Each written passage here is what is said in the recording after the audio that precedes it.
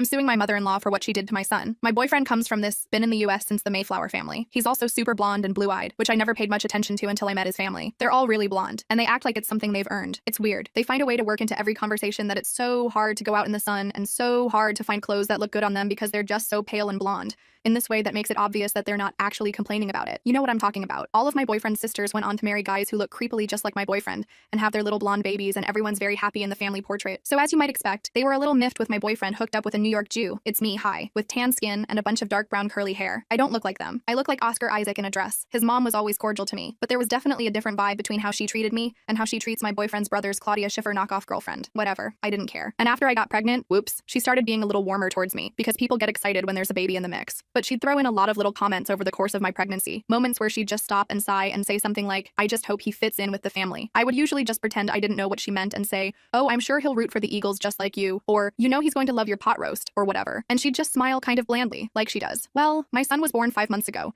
and he has the most gorgeous mop of curly brown hair and beautiful big brown eyes. My boyfriend and I are so in love with him. Well, 2 days ago, our sitter had an emergency and canceled, and we were left in a lurch because my boyfriend and I both had to work. I called my boyfriend's mom to see if she was available to watch the baby. She'd never been alone with him before because I had some postpartum anxiety and didn't like him being away from me.